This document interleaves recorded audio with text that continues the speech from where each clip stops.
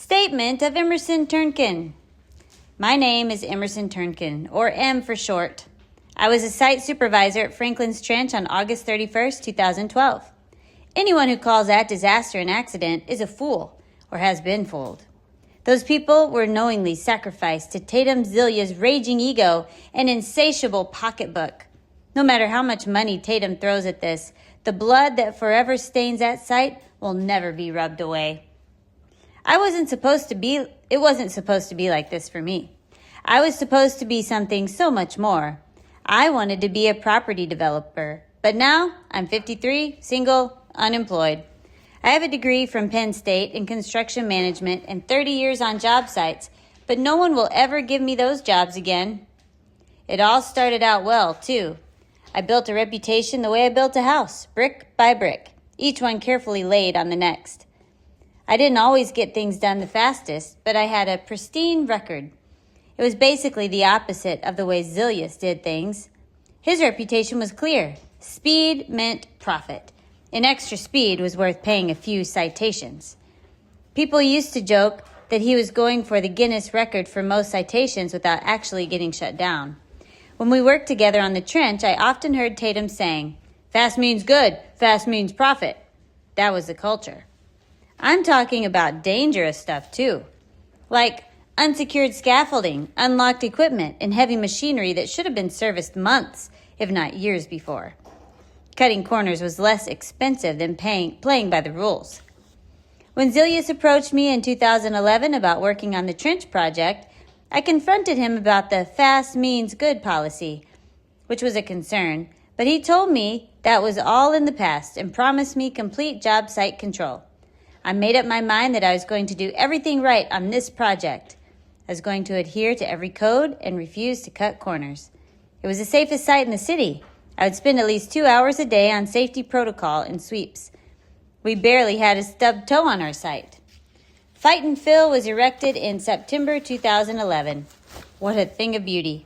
I'd never seen a crane that big, much less worked with one. Micah was the best crane operator I have ever met. Regardless of weather, time, or temperature, he knew how to get most out of Fight and Fill. The one big problem that everyone had overlooked was a group of squatters living in Franklin's Trench who refused to relocate. They felt that they had a right to be on the land and that we were invading their property. I decided to humor them and meet with their self-proclaimed leader, London Packard. He wanted us to stop construction and move the entire project 2 blocks east.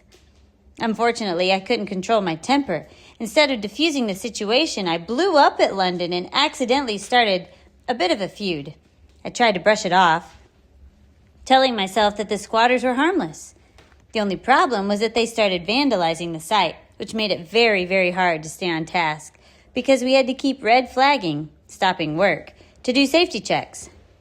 Mostly it was little stuff like graffiti or moving some markers or digging holes on the heavy machinery track, but it slowed us down and every delay was a strike against me and made my job harder.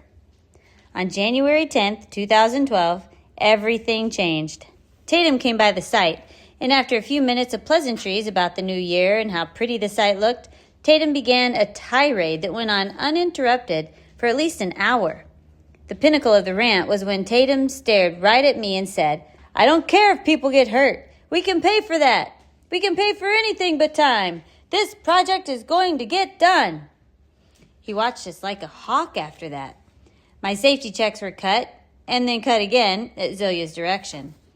Even worse, the workers were offered an extra hour in each day. Those who didn't want it didn't last long, although mostly people liked the overtime. Soon, Tatum started a second shift without even asking me. So now I was running a 16-hour site alone. Accidents increased tenfold, but Tatum didn't care. In April, when the final weight total of the state-of-the-art roofing panels came in, it was 200 tons over the max load limit for the crane. Micah was convinced that Fight and Fill could handle it. I'd already lost control of the situation, so I just told him to sort it out with Tatum. A week or so later, Micah came back to me and said that he had spoken to Tatum and that Tatum was aware of the risk, but it told Micah to proceed as planned. I knew it was a mistake. These were no ordinary roofing panels. Not only were they heavier than expected, the shape of the design was unique, and they had these wind turbines built into them, so the weight wasn't even evenly distributed. I knew Tatum was aggressive, but this was beyond negligent. It was reckless. Over the next few months, the site was beyond tense. Tatum was there daily, and every day I would get yelled at for the project being behind schedule. One day in May, I saw London and another mole person mucking about the mooring area of Fight and Fill. I managed to scare them off, but it did raise a serious concern. I was worried that they were plotting something, but I couldn't tell what it was. I checked out the crane and everything seemed okay, but I didn't bother mentioning it to Micah, but did relay the information to Tatum, who seemed as disinterested as ever. He muttered something like, "I don't think we have to concern ourselves with a bit of graffiti, do you?" I guess he had a point. London and his gang efforts were annoying, but harmless. In June 2012, things got really intense. Tatum decided that he needed to be on site 24 hours a day. First, a third shift was added, and then overtime became mandatory. The breakneck pace was taking a toll on the workers. But there was a bonus deadline looming in October. The build was getting done, but the haphazard approach was dangerous, and Tatum knew it. Even though he had put up a fence, squatters were still milling around, and tools were being left everywhere. During our morning meeting one day in early August, I bit the bullet and confronted Tatum about the huge risk we were taking. Predictably, he said, "Remember, my dear M, if we don't finish fast, we die.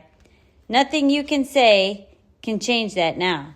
Go, make yourself look busy."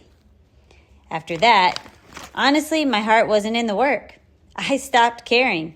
Mostly, I just sat in my office at the end of the site, mindlessly signing paperwork and sorting through the junk mail while I waited for this nightmare to end. I still had one fear, though: the big lifts at the end of August. Shortly before they were scheduled, Hurricane Isaac hit the Gulf Coast. I was terrified, not because of the danger it posed for the workers, but for the fact that if the torrential rains came before the roofing panel was in place, months of effort would be lost. Tatum was determined to get the overweight roofing panels in place before this happened. It was all hands on deck, and the lift was going to proceed at all costs. I tried to have a rational discussion with Tatum the night before, when we saw how bad the weather was going to be, but Tatum was having none of it. On the morning of August 31st, Reese's article on the trench hit the front page of the paper, and I was painted as some sort of monster. I raced to the site anyway. I knew all safety precautions were going to be thrown out, so I took it upon myself to do a check. From the manager's office, I thought I saw a squatter poking around Fight and Fill. However, when I got down there, no one was there. I took a look at the mooring and the machinery, and everything looked to be in order. But I was no expert. I reported this to Tatum when he arrived, but once again, I was ignored. I also brought Tatum an even worse weather report from the night before that showed winds coming earlier. He just asked me, "So why aren't we lifting now?"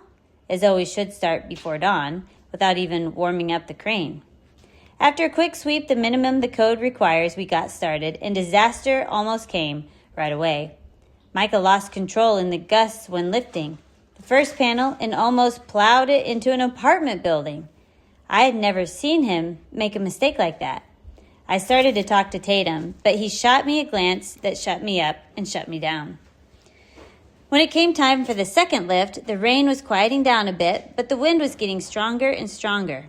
Tatum, Grace, and I were in the manager's office, and Grace was concerned. I told them both that I was very worried about the conditions and recommended postponing the second lift until the following day. That was ridiculous, of course, because we all knew the winds would ground us for at least 3 days.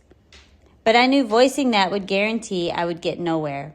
So instead, I told Tatum what he already knew, that the load was pushed beyond the limits of the crane, that the roofing panel's shape made it hard to predict how it would react to the high winds, and that the ground upon which Fightin' Phil stood was getting soft. But rather than listen to me, Tatum convinced Grace to ask Micah his thoughts. Grace said that she couldn't stop the lift without Quinn Baxter's approval, and that she knew Quinn valued my opinion. But I knew I'd be fired on the spot if I tried to stop the lift, so I said nothing. Grace stormed out to watch the lift from below. A half hour later, the lift was stopped when another blasted squatter appeared.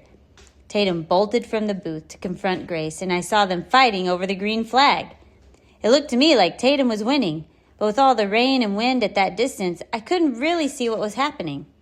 However, I'm pretty sure that I saw Tatum grab the flag from Grace and start waving it in Micah's direction. The rest is horrible history. At the top of the lift, the wind gusted stronger than it had all day, and I saw the roofing panel catch the gale. In seconds, the best crane in the mid-Atlantic was a pile of twisted steel.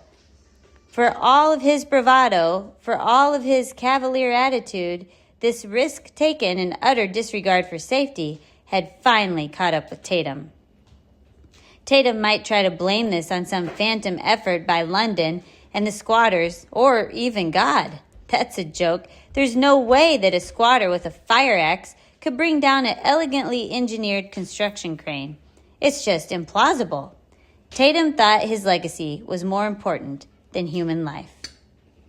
Emerson Turnkin. Signed and sworn to before me this 6th day of December 2012. Go break some eggs.